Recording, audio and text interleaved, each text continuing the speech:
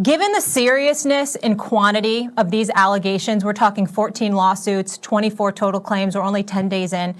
I personally, as a woman, would like to hear more from the NFL. The matter is under review is just simply not enough. I understand it is too early for findings. I understand there's a process, but based on the history, you need to show us that there's a real process taking place, a real investigation, some transparency, that you take these matters seriously. We've discussed this before. 6 years ago, the NFL brought in Lisa Friel and other women and created a committee. I mean, are these just talking points, or are these actual resources to address this behavior? This happened after the NFL failed women with the Ray Rice situation. So we have an opportunity here to be proactive rather than reactionary.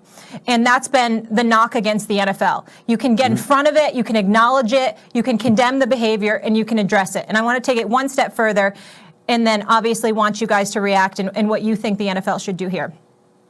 If I'm also the NFL, I'm putting Deshaun Watson on the commissioner's exempt list. I look at it this way. He's getting protected, he's getting paid, but he needs to lay low, and they need to deal with this. And when and if his name is cleared, then he can return. But when I'm saying 24 total claims against him, you can't have this man on a football field right now. Max, if this was you or this was you, Stephen A., you wouldn't be on First Take today. Definitely, a very emotional moment for me. I know we're far from being done of handling what we need to handle on the legal side, but today is definitely a big day, and I thank my Lord and Savior Jesus Christ for, letting the truth be heard, and I thank everyone that was a part of this, of seeing and hearing both sides, and that's what my point and my team wanted to do is have a fair slate of us telling our side of the story, and letting the conclusion come down to what happened today, and that's what the grand jury decided on. So, yeah, thank you, and I just thank my Lord and Savior, and just gonna keep fighting to rebuild my name and rebuild my appearance in the community, and we're going to continue to, on the legal side, off the field, handle what we need to handle, but also ready to get back on the field, been prepping for that, and ready to go for that. So thank my family, all my close supporters that's been behind me this past year. Thank my team that's been behind me and supporting me and keeping me up this past year. And yeah, I'm going to continue to just keep pushing forward and build my name back to where it was, if not better. Growing up as a kid, my father always told me,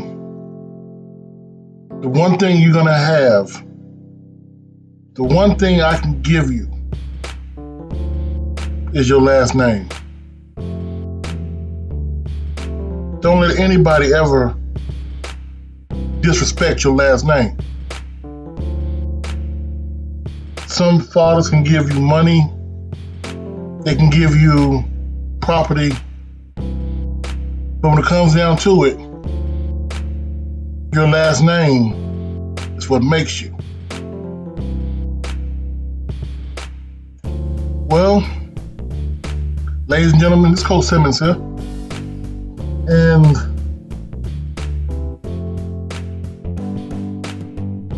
the man's innocent. Deshaun Watson has always said he did not break the law. But his name was drugged through the mud. Every Me Too movement, cancel culture, everybody drugged this man's name through the mud. Now, everybody knows what really happened. They just don't want to say it. But I find it curious that he wanted nothing to do with the Texans. Then all of a sudden, all these came out. No one really filed a criminal case until he pointed it out. They wanted to settle out of court. Now they have the civil cases. And the thing is, criminal cases, it's a higher burden to prove because you're dealing with a person's, life, their freedom. Civil cases, you're just dealing with money. But you gotta ask yourself, which one holds more weight? This man was a model citizen. Give back to the community. Functions all day in Houston. Him and J.J. Watt could have been the governor and lieutenant governor of Texas. But they drug his name through the mud. Now what? He still will not settle these cases, which means those accusers are going to have to go to court because he's innocent.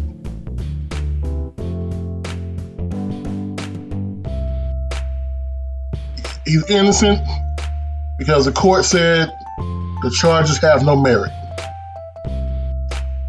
If a court of law says the charges have no merit, it means the charges have no merit. But they're going to go after his pockets. I'm not saying what happened in those bedrooms, but I am saying we know what it is. Maybe if Watson had went to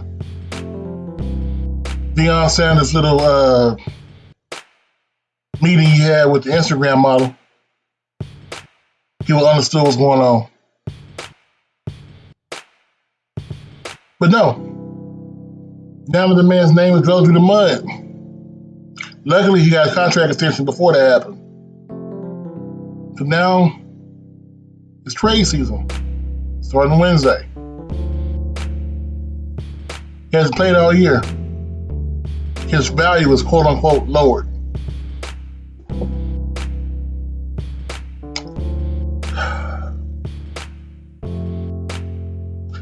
I'm gonna let Cat Williams tell you what I think really happened.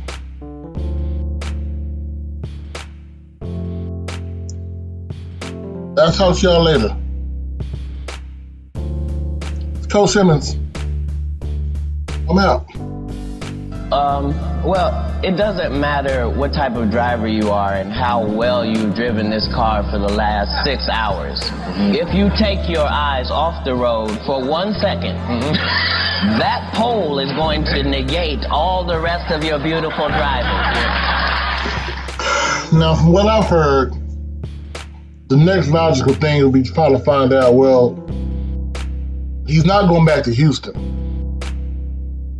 What are the two top destinations for Deshaun Watson? Well, the two that I've heard. One, Carolina. The Panthers appear to be loaded, and they got to make a decision. Do you keep waiting on Darnold? Or do you go with a proven quarterback, Deshaun Watson? Because right now they're still hanging on what Cam Newton did for them. And they don't really have a proven quarterback. Deshaun can go to Carolina, make some of that hometown welcoming, hometown love. But I also heard another team. A team that's in need of a change. Now, they just restructured the quarterback's deal to save them $12.7 million. But he could be traded out. Part of a trade piece for the Texans to bridge the gap.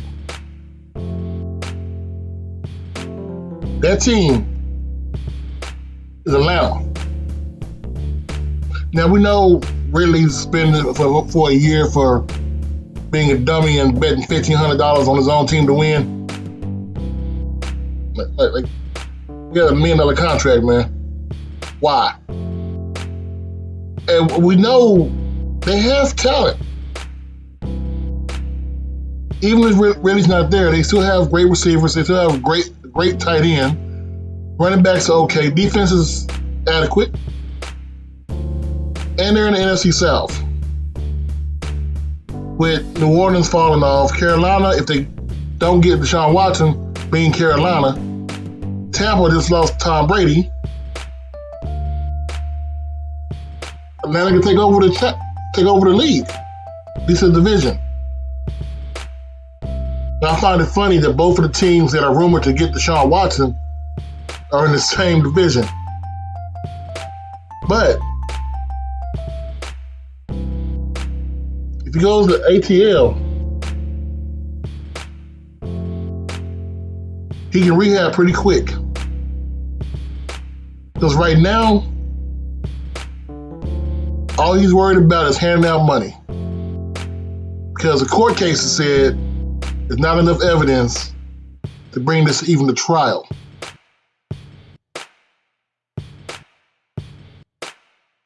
So now it's just he said, she said. And people forget, even though there are 24 massage therapists claiming Deshaun Watson did something, he brought out 18 witnesses who are also massage therapists that said he never tried anything.